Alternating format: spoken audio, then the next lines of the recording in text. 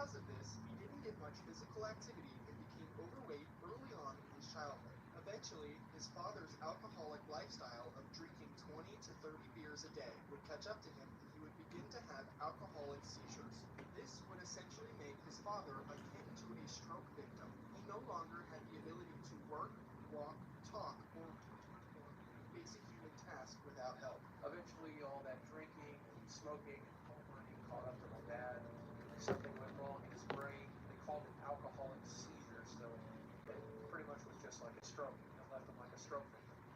He couldn't work anymore, so it was up to me and my mother to take care of him. And all he did was pretty much sit in his recliner and stare at the wall.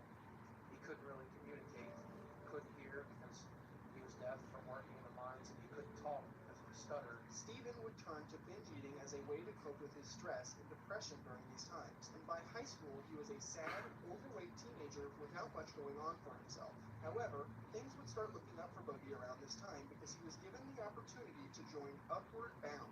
Upward Bound is a federally funded education program designed to give high school students better opportunities for attending college. And it was in this program where Boogie was able to meet like-minded people that enjoyed the same things he did, like video games or Dungeons and Dragons. He was even able to meet a girl here and began his first serious relationship. By the time Boogie was graduating high school, he had a group of friends, a girlfriend, and a plan to go to college. The University of Virginia, to be specific, and his girlfriend would even join him on this journey. It wouldn't take long, though, for Boogie's positive rebound in life to eventually take a turn for the worse when him and his girlfriend would start fighting, and soon after, they would break up.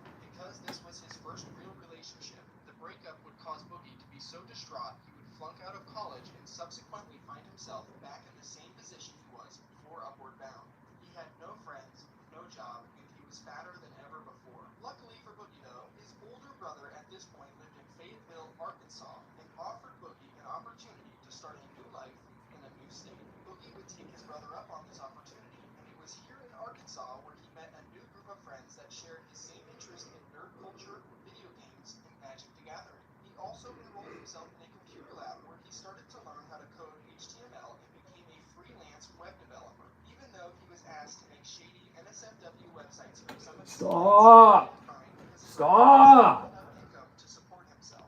So I started using what I learned to start coding for the web, and I started doing web design, which was really fun, even though sometimes I ended up with clients that I didn't like working for who did kind of dirty stuff. Despite being in the best position in his life with a good group of friends and a solid job, Boogie was still depressed and he was still binge eating. These two conditions would only continue to worsen for Stephen in the very near future. A prevailing theme for Boogie's story is what goes up must come down, apart from his weight, of course. While Stephen was reinventing himself in Arkansas, his father died of cancer and his mother fell and broke her leg. The combination of these two things marked the start of a 7-year period for Boogie where he became so depressed he didn't leave his home. During this time, he stopped working, socializing with his friends, and continued to binge eat to cope with his depression. And when Boogie was finally ready to pull himself out of this depressive slump and get back to work, he would also find this to be a very difficult task. By the time he chose to return to work, the coding and web developing market had become so oversaturated and competitive that this was no longer a viable option for Boogie to make a living. He would slowly dwindle his savings account to nothing and start relying on his roommate that luckily pitied him enough to support him. It would be around this time where Boogie would finally discover YouTube, creating his channel almost 20 years ago on April 6, 2006. At this point in time, the social media platform had only been around for a little over a year and was nothing like the YouTube you and I use today. Boogie's first upload to YouTube would be on September 17, 2006, and it was a short, simple video titled Playing Dungeons and Dragons. Those of you in the front rank need to make a dexterity, motivation check. He continued uploading random videos and would even find some viral success on some, like the video titled The Incredible Bulk, where Boogie rips off his shirt and shows off his shirtless body.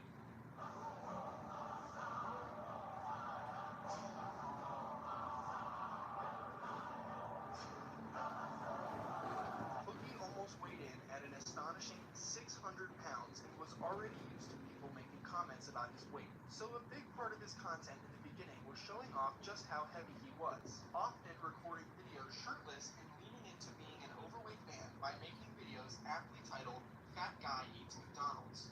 Say that, I'm bad now. Bad now. It's the food that does it. This damn food is shouldn't eat so much of it. Shouldn't be eating McDonald's. But I am fucking. In 2009, after a few years of uploading videos, Boogie's channel had over 3,000 subscribers. While that isn't an insanely high number, it was a respectable amount of supporters in that period of time. It was also around this time when Boogie's mother would die and cause him to take a 17-day hiatus from making videos. This was the longest break he had taken in a while. However, when Boogie would finally return to the platform, he began posting more videos than he ever had. In some of his videos, he started to play characters and acting out skits. One of his less popular personalities was a southern character named Jesse. They said, Jesse, you fat. You don't need to be drinking beer. You don't need to be out on the internet broadcasting your ignorance. And I mean, I'll tell you something. That's the thing about freedom. I'm walking the damn well doing what I want. However, the character that was by far the most popular and became Boogie's ticket to fame was the one named Francis. Francis was a stereotypical angry gamer that went on rants about video games and often resorted to melting down on camera and breaking the things around him.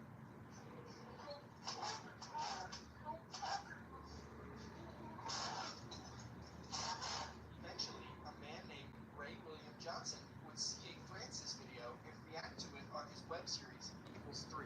Ray was one of the most subscribed channels on YouTube in this era, and if he featured one of your videos on his show, you were likely to have an abundance of new subscribers headed your way. And that's exactly what happened for Boogie. His channel would jump to about 25,000 subscribers, and YouTube would offer him access to the partnership program. After all of this, Boogie would meet a woman named Des, a fan of Boogie turned girlfriend.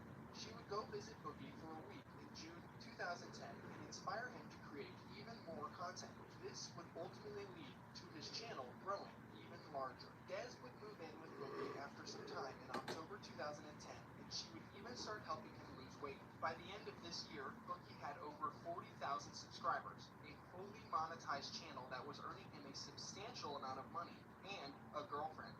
2011 for Boogie was another good year, seeing more success on his channel. His character Francis would be the main focus of his content, and he would often capitalize off the virality of freak out or rage content during this time. I'm gonna find it. I'm gonna find my goddamn Mountain Dew. Did you drink my Mountain Dew? Did you drink my Mountain Dew? Let me smell your breath. Let me smell your breath. Oh, you Mountain Dew drinking bitch. Boogie earned enough ad revenue from his videos to be able to move into a house with his girlfriend Des. She would also quit her job to assist Boogie with his videos and give him medical assistance. By the end of the year, he was easily able to grow his subscribers to over 80,000. 2012 was another great year for Boogie, to say the least. He would continue to post his tried and true Francis videos, and he would also post normal commentary videos, not playing a character at all, and just talking candidly to his audience. I was speaking with a friend of mine, sort of a business associate, sort of friend.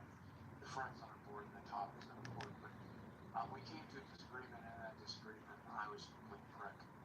And that's something I think a lot of people here about YouTube don't know about me, because I try to put on this air of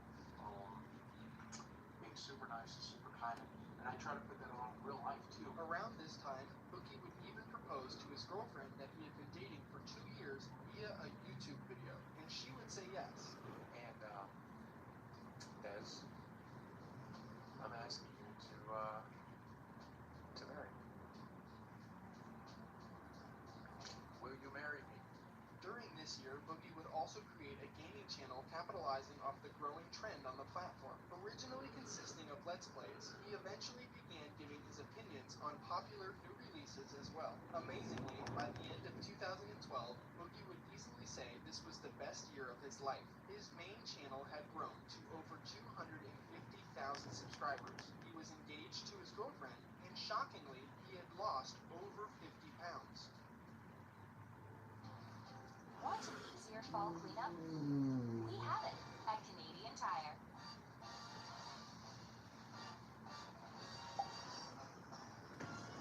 Canada's Fall Store. It can be whatever you choose to make it. The Chip Reverse Mortgage by Home Equity Bank.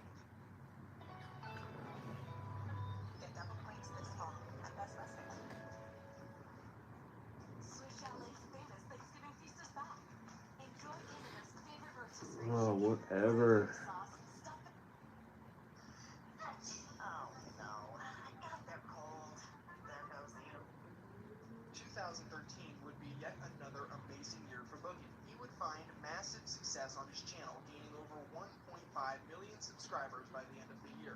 And he would start getting some features on actual television like the 2013 Super Bowl ad. In the beginning of 2014, he would be featured on another TV show that was about dieting and extreme eating lifestyles. Joseph is about to meet Boogie, a supersized internet vlogger. Looking to 988 coming at you to the power of the internet. I'm 39 years old, and I'm about 37 and a half stone.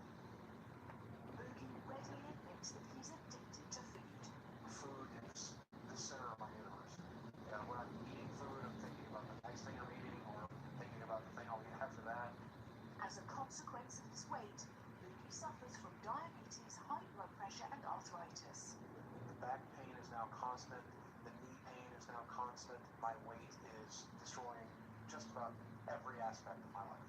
It's literally killing me. By this point, Boogie was a well-known and established YouTuber beyond his Francis character. He had a genuine community that cared about him, and a majority of the people that watched Boogie thought he was a kind person with a decent opinion that they could trust. It was in 2014, however, when Boogie would face his first bit of criticism from his subscribers. Because he started to have a softer take on the topics he spoke about, he was accused of pandering to his audience. And of course, Boogie would address this. The problem comes down to one small thing. I'm happy. For the first time in a really, really long life, I'm actually genuinely happy, and I owe that to you. So yes, because I enjoy my Xbox One, I'm going to talk about the Xbox One in a positive way. Yes, if I offend you, of course I'm going to apologize, because I don't want you to have hurt feelings. I want you to be happy too. And yes, I'm enjoying life right now, so I'm going to talk about life in a positive way. So yes, you're right. I have gone soft, and my content reflects it. Even though Boogie was taking less aggressive stances on topics, it would not prevent him from being involved in the massive 2014 Gamergate controversy. The game journalist, Anita Sarkeesian, began criticizing video games for their depictions of women and believed they encouraged sexual violence. Even though tons of people online hated her for the claims she was making, she did have supporters who agreed with what she was saying. Boogie would weigh in the situation by taking a centrist position, not agreeing or disagreeing with what Anita said, but instead disavowing the extremist on both sides, doxing and sending death threats to Anita and other parties involved. Because of this, people online would begin to try and dox Boogie, as well as start to send him death threats too. Boogie, in typical fashion, would address this situation to his audience. Over the past couple of weeks, this has been really ramped up.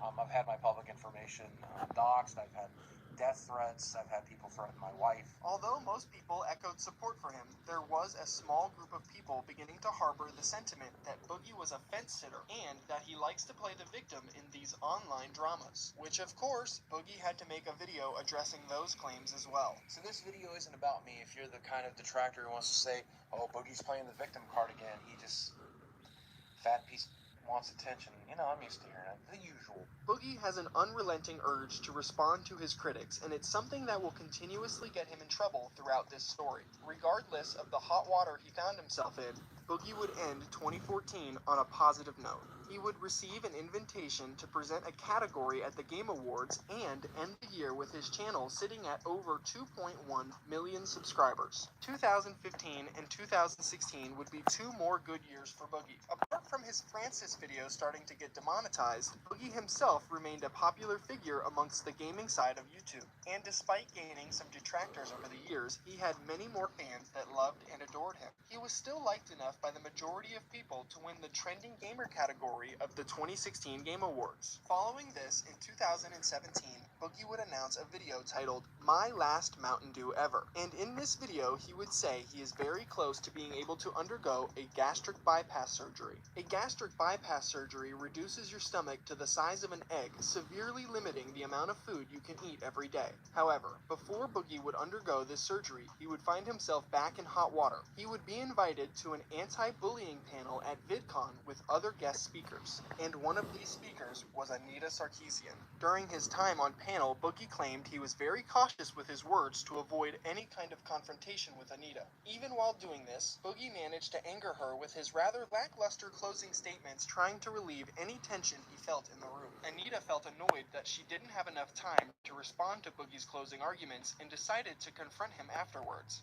Of course, Boogie, who desperately wants to be seen as a moderate, nice guy, tried to hash things out with her civilly, pretty much to no avail. It's honestly pretty amazing he couldn't see the irony of being bullied by Anita at an anti-bullying panel. After this, Boogie would go on to make a YouTube video discussing the situation where he would only exasperate the claims that he is a fence-sitter because of the way he handled the situation. Choosing to take a neutral stance and pander to Anita in his videos, his viewers saw this as cowardly and wondered why Boogie wouldn't stand up for himself. He would receive so much backlash from this that he would create a second video further addressing the controversy to try and calm his audience. While this would appease some of his fans, it would be around this time Boogie would subsequently start his fall from grace as more and more people started to see him as an annoying centrist that wanted to be liked by everybody. 2 months after Boogie would face backlash, he would successfully undergo his weight loss surgery without any major complications. While this is great news, his wife would finally believe Boogie was able to take care of himself and soon divorce him after the surgery at the end of 2017. Boogie would go to YouTube, posting a video titled, "It's True, Wife and I are getting a divorce. Here's what's next," in which he explains the ending of his marriage. The response to this video was split, where half of the audience showed Boogie's support for his decisions, while the other half shamed Boogie's now ex-wife for divorcing him. Boogie's viewership began declining from here. The Francis and gaming content he was producing became less and less frequent as he started to post unrelated videos going on long-winded rants about his life and the hardships he faced after his divorce. Boogie's popularity would continue to nosedive in 2018 as his desire to be the beloved centrist would proceed to bite him in the ass time and time again. He would be invited to be a guest on the H3 podcast, and during this time on the show, he would state that he believes the legalization of gay marriage should take 20 years. Like, I've always believed, hey, we should have same-sex marriage. I love same-sex marriage. Let's do it. But the problem is, try to get it done right now, there's going to be a huge backlash. Okay? So let's try to do it in 20 years, 10 years, and let's see if we can avoid the backlash, right? Let's just slowly, methodically change minds. Boogie's attempts to appease both sides of the argument blew up in his face in typical fashion, as the anti-gay marriage camp disagreed with him for obvious reasons, and the pro-gay marriage camp felt Boogie wasn't nearly passionate enough about the topic to be speaking about it in the first place. It would also be on this podcast where Boogie would unknowingly reveal he was romantically involved with a sugar baby. If you are unaware of what a sugar baby is, it's a young person who receives financial support or gifts in exchange for companionship or sexual intimacy, usually from an older man called a sugar daddy. While Boogie didn't outright say who the woman was, it did not take long for Twitter sleuths to find out. They would find a woman named Lucy Fox vaguely tweeting in reference to this podcast episode, connecting her tweets with the fact that she was also a cam girl and her 21st birthday was coming up. It looked like the detractors found the right person. No! No! Are you kidding me? Dry skin? Try Aveeno Daily Moisturizing Face Cream. No, I don't want that. I don't like that. I don't need that. It's a waste of money, man. No. No, that's a waste of money too. I don't want that. I don't want that. It looks terrible.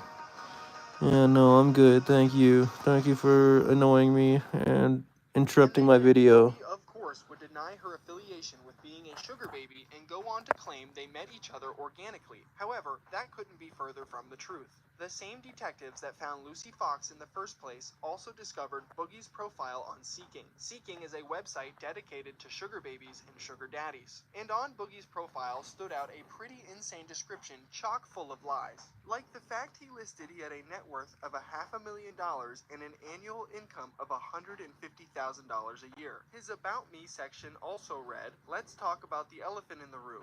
Me, I'm a big dude, recovering from a divorce and gastric bypass surgery. I am using this site as a way to meet someone who can look past my faults to find the man I am underneath, which is pretty awesome, by the way. I do social media for a living. I make a killing. I travel, I see the world, I hang out with famous internet folks. I love what I do. I own a mirror. I know what I look like, but I promise I'm worth it. Following the discovery of this sugar daddy profile, Lucy Fox would post a